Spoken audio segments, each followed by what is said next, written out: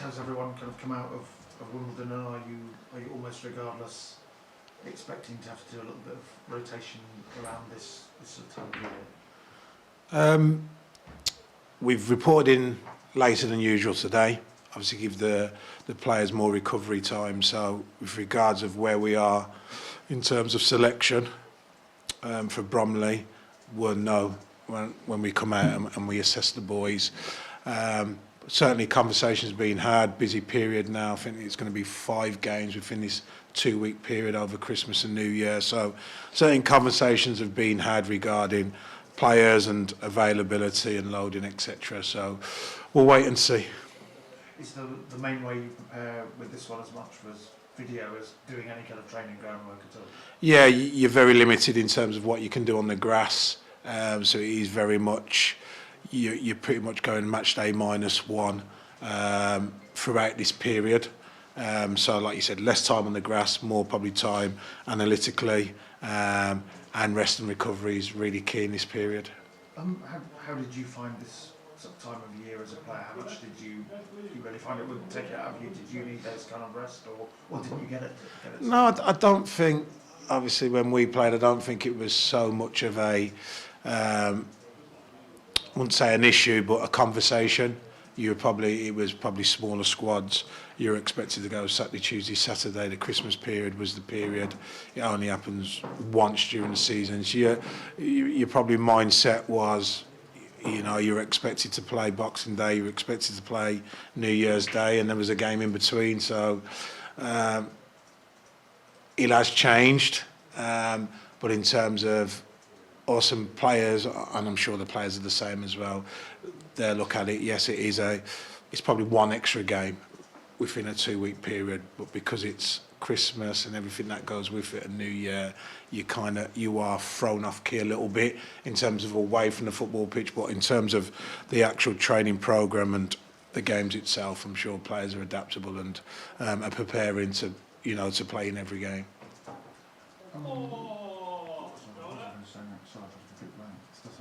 Let's talk a little bit about Bromley while I think about that. Watching their game against Newport, they seem to give Newport a lot of trouble from set pieces. So what kind of a challenge are they? If you just look at this period of the games now, if you look, it started with Grimsby. Their away record going into that game, I think they won 6 of their previous 7 away games, and the other one being a draw. You saw what we'd done to Grimsby, so that was really a real positive performance and result. Wimbledon away from home. In the playoffs, another challenging game, and again, another positive performance and result. Bromley, I think they're unbeaten since the middle of October. It's quite remarkable. And I've really watched Bromley. Obviously, them beating my local team, Solihull Moors, in the playoffs in the National League to get into the Football League. And what they've done now is no surprise to me. I've watched them quite a bit. I've watched them away at Walsall as well, not so long ago. So they're on an unbelievable run of form at the moment, and it's no surprise in that winning mentality they've got from the National League has carried on, and you see that quite often with teams getting promoted, that momentum. And then followed by Bromley, you've got Colchester. I don't think they've lost since we beat them in the FA Cup. And then we're away to Notts County, who are in the playoffs as well. So in terms of games, 5 teams who are really in form and are at the right end of the table. But a really positive and good start from us in terms of 4 points from the 2 games so far. So what are the sort of things you've seen your team start to do consistently now that perhaps they haven't been and perhaps you need them to? I think when I last spoke to you guys, I spoke about a culture, and it's quite, when we came in, if there's no accountability, it's quite easy you really sleepwalk into a blame culture. So we've tried to address that, and if you look at like a performance pathway, if you look at the leadership, obviously with the manager, his leadership, the culture he wants to create, which drives certain behaviours we're looking for within the players. We believe that produces performances and results, and that's what we're getting now. So I think we're changing the culture, we're changing their behaviours, their mindset, and I think supporters can see that, and especially in the last 2 games. And there's no coincidence that when you talk about leadership, I spoke about the manager leading it from the top. But if you look at the players we've had available and what we recruited for, the 2 games just gone by, you've seen we've probably had the players we've recruited for, and we've put them out there. And I think the behaviours they bring to the culture and to the environment, I think has been evident, and has certainly helped, no doubt. Have you seen them just, I'm trying to find what the right phrase is, just be a bit more of a team, feel like a bit more of a team in as much as how they care about each other's, because that seems to be something the managers really been trying to understand. Yeah, you always hear the phrase, don't you, in football, it's the person first. But if you look at the manager, he's quite a unique human being.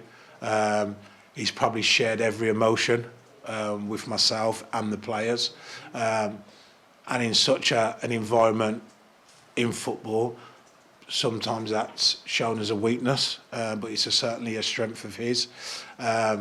I call him a cultural architect.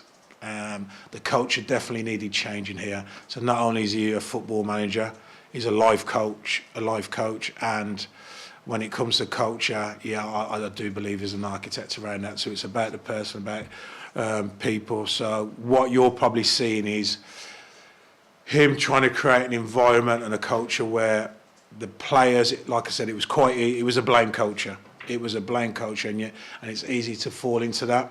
So we've given them accountability in terms of work ethic and attitude, and then support mistakes, because football's about mistakes. You're going to make mistakes, and when you're not winning football matches, confidence is really low. You probably focus more on the mistakes, or you probably foresee mistakes than you are seeing a positive outcome. So it's all about the next action, always being positive. And I think you've seen a shift in mindset where the players now are accountable to one another, to themselves first and to one another.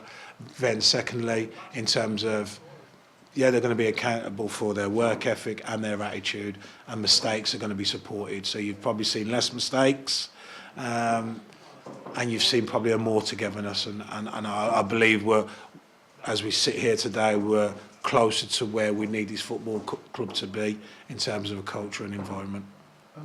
Harry Smith's obviously been on a kind of great run, but it's been an extended run now, almost since he came back from his red card and everything that happened after Barrow. So have you kind of seen anything sort of penny drop with him, or is he just kind of producing what it's not a case of the penny dropping. He was in this situation last season, so got relegated with Sutton, but from an individual point of view, he would have had an impressive goal return. So again, going back to, it's not about the individual, it's about the group and the collective and the team first. And what we've seen a shift in is we all know how he's capable of on the pitch and scoring goals, but probably what we have seen is the change in person regarding his leadership, and how instrumental he is to that and how he can affect that. So there's definitely been a positive mindset coming from Harry, and players looking at him as a leader. That certainly helps the culture and environment we're trying to create. I don't know how aware of you this. Obviously, the transfers is largely down to the manager, it seems. Are you aware of the possibility of being able to bring in players sort of quite quickly? Is there a sense you've got some deals lined up almost ready to go when it hits January the 1st, or are you still kind of waiting a bit? I think we know the strengths and weaknesses of the group. It'd be great to add to this group, but for the time being, like I said, we've got 2 games gone. We've got another 3 games coming up over this very busy period, and then I think it then settles down, and then we can see what business we can do. But certainly, let's look within first, and let's look at what this group can do, and where it needs adding and support. And like I said, I know the manager spoke about it. It's probably one or two players short of in terms of that experience, leadership, which can help affect the group. He talks about energisers who can come in and help the group. But the lads have responded really well so far. So yeah, let's just see what these next few games bring. Let's see what the window brings. But it's a really difficult window. It's not the best window to do business in. You hear it time and time again, but it's the truth. It's the fact. And a lot of money's been spent already. So there's that as well. So there's a lot of questions still to be answered.